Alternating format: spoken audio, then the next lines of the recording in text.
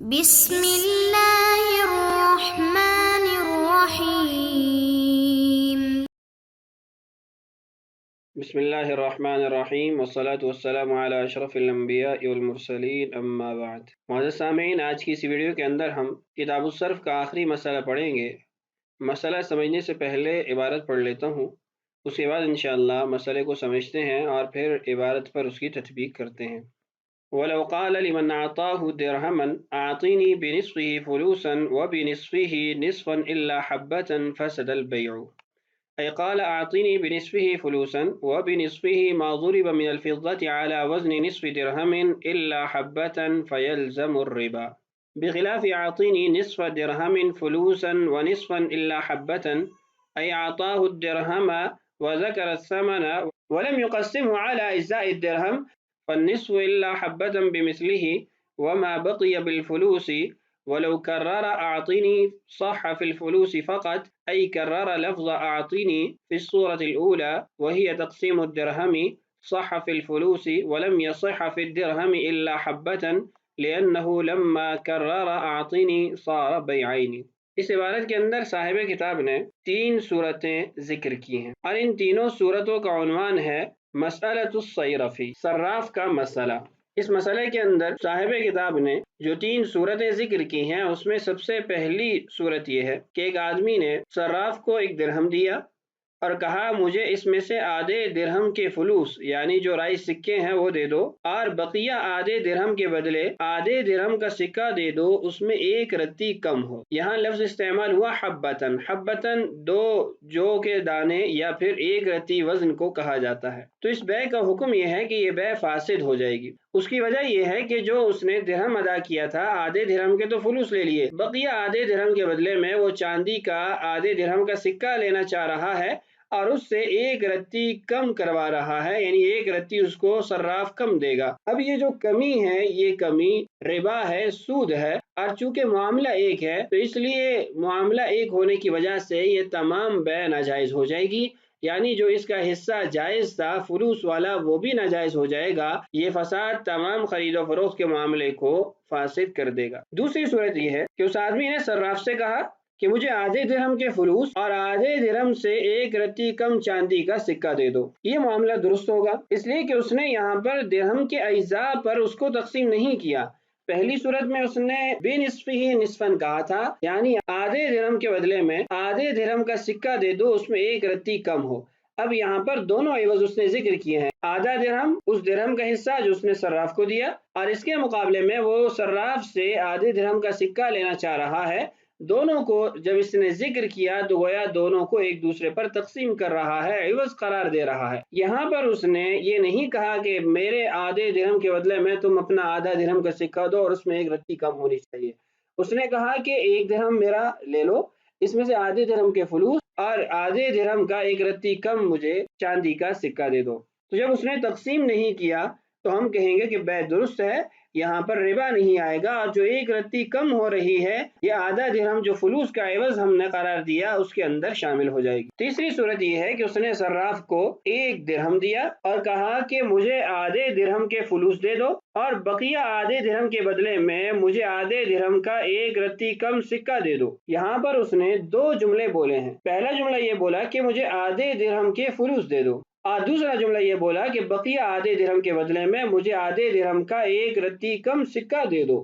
تو یہ جو دے دو کا فعل 2 مرتبہ بولا تو گویا اس نے 2 خرید و فروخت کے معاملے کیے ہیں۔ تو جب 2 خرید و فروخت کے معاملے ہوئے تو ایک کا فساد اور ایک کے اندر جو نقص ہے وہ دوسرے میں شامل نہیں ہوگا، اس لیے کہ دونوں مستقل بالذات ہیں، دونوں مستقل معاملے ہیں۔ چنانچہ یہاں پر اس تیسری صورت میں جو آدھے درہم کے فلوس لیے جا رہے ہیں یہ معاملہ تو درست ہے، اس لیے کہ درہم اور فلوس ان کی جو جنس ہے وہ مختلف ہے، تو اس میں بیع صرف لازم نہیں آ رہی۔ البتہ جو اس نے دوسرا جملہ بولا کہ بقیہ آدھے درہم کے بدلے میں مجھے آدھے درہم کا سکہ 1 رتی کم دے دو، تو وہ بیع صرف ہے، اس کے اندر جو کمی بیشی ہو رہی ہے اس کی وجہ سے ہم اس کو ناجائز قرار دیں گے کہ وہاں پر مساوات نہیں پائی جا رہی، جو 1 رتی کم کی جا رہی ہے وہ بغیر عوض کے جا رہی ہے، اس کی وجہ سے اس معاملے میں ربا لازم آئے گا۔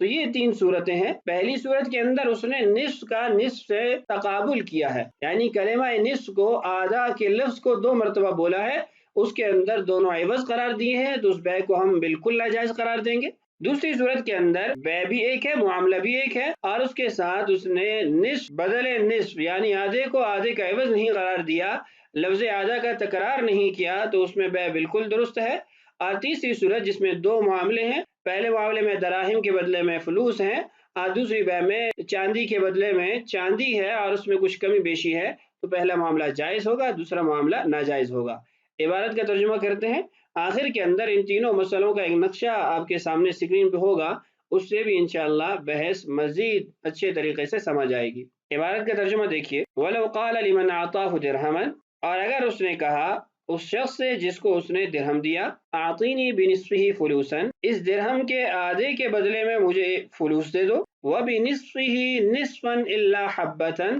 اور اس درہم کے آدھے حصے کے یعنی دوسرا جو آدھا ہے اس کے بدلے میں آدھے درہم کا سکہ مجھے دے دو، اس آدھے درہم کے سکے میں ایک رتی کم ہو، حبتن جو کہ دو دانوں کو کہتے ہیں، یا پھر آپ ایک رتی کو حبتن کہیں گے، فسد البیع، یہ بیع فاسد ہو جائے گی۔ آگے عبارت کی وضاحت دیکھیے، ای قالا یعنی اس نے کہا، اعطینی بنصفہ فلوسا، اس درہم کے آدھے حصے کے بدلے میں مجھے فلوس دے دو، وبنصفہ ما ضرب من الفضة على وزن نصف درہم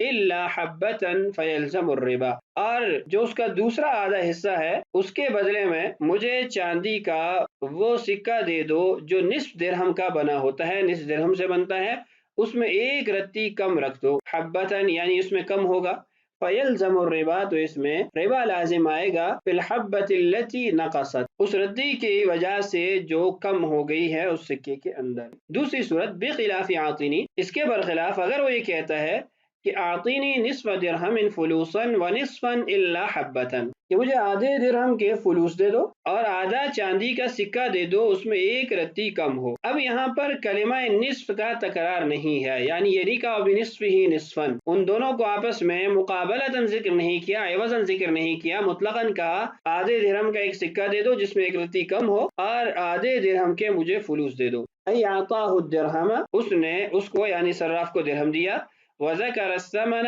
قیمت کو اس نے ذکر کیا، لیکن ولم یقسمہ علی اجزاء الدرہم، لیکن اس نے درہم کے اجزاء پر اس کو تقسیم نہیں کیا، یعنی یہ نہیں کہا کہ میرے آدھے درہم کے بدلے میں آدھے درہم کا سکہ تم اپنی طرف سے مجھے دو، وہ سکہ مجھے ڈھال کے دو، فالنصف الا حبۃ بمثلہ، تو اس صورت کے اندر درہم کا وہ سکہ جس کے اندر ایک رتی کم کی گئی ہے اتنی ہی مقدار کے مقابل ہوگا جو اس کے درہم سے کم ہوئی ہے، یعنی اس کے درہم سے آدھے درہم کی ایک رتی کم ہوئی اور اسی کے مقابلے میں اس کو آدھے درہم سے ایک رتی کم سکہ صراف کی طرف سے مل گیا۔ درہم کا بقیہ جو حصہ ہے آدھا درہم اور اس کے ساتھ ایک رتی، کہتے ہیں وما بقی بالفلوس، باقی جتنا بھی حصہ بچتا ہے آدھا درہم اور ایک رتی، یہ فلوس کی قیمت ہوگی، فلوس کا عوض ہوگا۔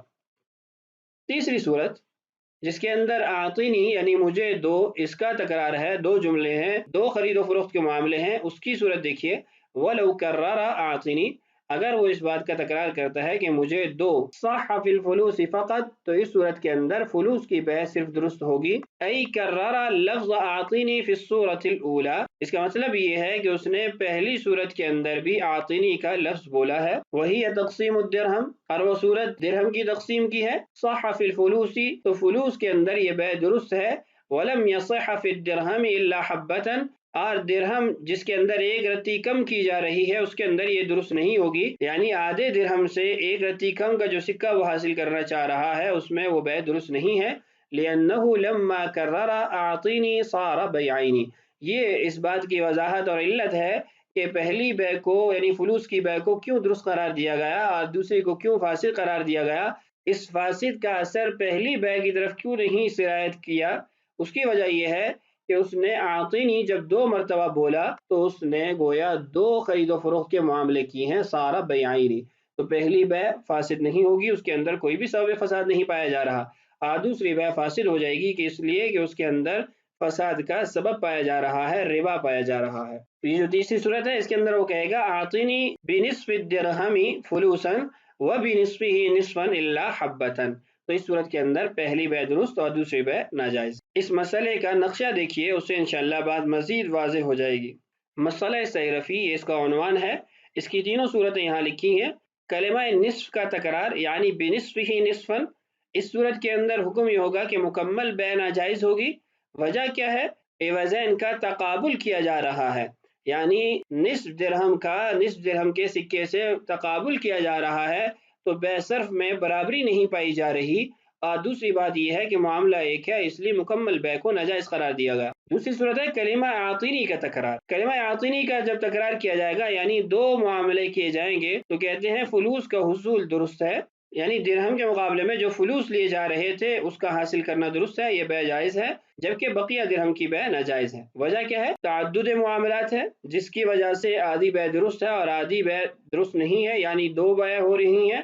اور دوسرے معاملے میں بے صرف میں عدم مساوات ہے، اس لیے دوسرا جو معاملہ ہے وہ ناجائز ہے۔ اس کے بعد تیسری صورت ہے عدم تکرار، یعنی کلمہ نصف کا تکرار بھی نہیں ہے اور کلمہ عاطنی کا تکرار بھی نہیں ہے، تو اس کا حکم یہ ہے کہ مکمل بے درست ہے۔ وجہ کیا ہے؟ عوضین کا تقابل نہیں پایا جا رہا، بقیہ درہم کی کمی، یعنی جو فلوس خریدنے کے بعد آدھا درہم بچ گیا تھا اس کے اندر جو اللہ حبتن کی کمی ہے